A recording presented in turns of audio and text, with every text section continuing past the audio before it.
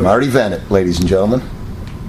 So I go over the questions. Whatever's comfortable for you. I started trading in 1983, but I started working in 79. I was a runner for Lynn Waldock, I think, Beery Lynn. Just a friendly, what a neat, nice person he was back then for the $90 a week we were making back then. And I worked on the floor in and out of college. And then in 83, decided, my quest for a PhD from Oxford wasn't going anywhere. So I got, my father gave me the ability after, working there, working phones and, being a chartist and whatever, just amassing an incredible amount of knowledge to trade. This was this is 2 floors ago. This is the one on Jackson. So in 1983 I started trading.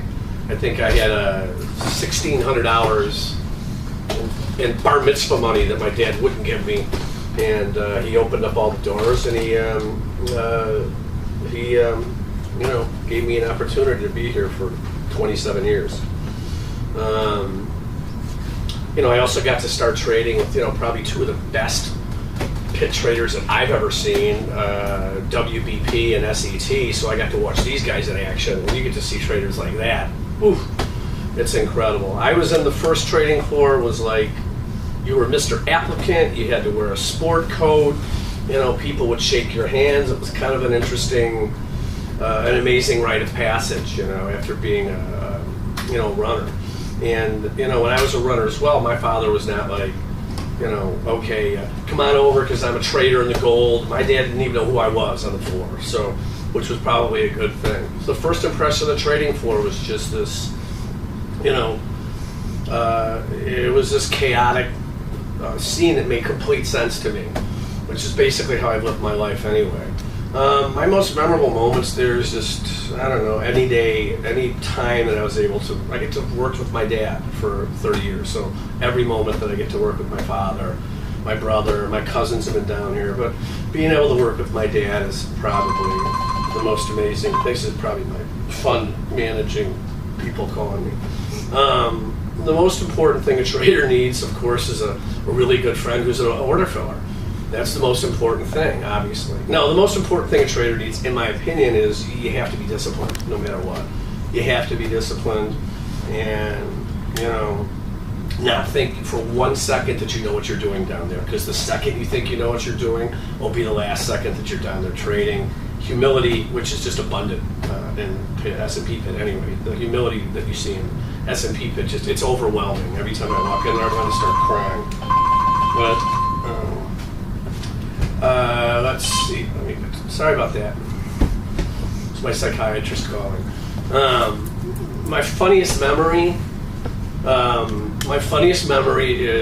basically are the markets that these guys make at 3 o'clock every day. Those are hilarious. I was in the pit with a trader. His badge was TC. This is probably in '88, and he got written up for pushing someone. And all right, ready? There. He got written up for pushing somebody in the pit. And there was some arguing, and the gentleman who wrote him up, his acronym was OO. And he goes, you can't push me. And he goes, I'm writing you up.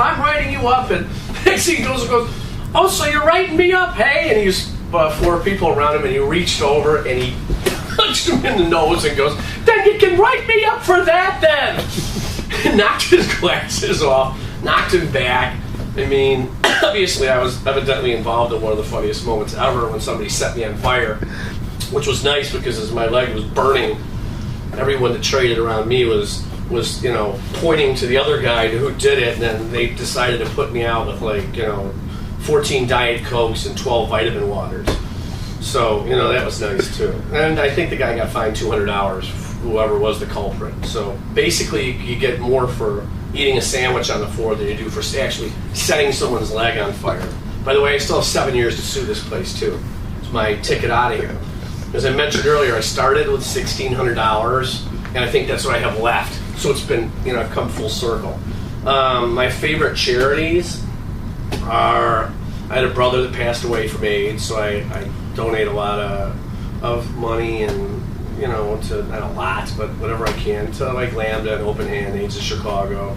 And I think that, you know, as a floor trader, you just, you know, there's always, you know, a little something that you're giving to various people that are in need or in trouble.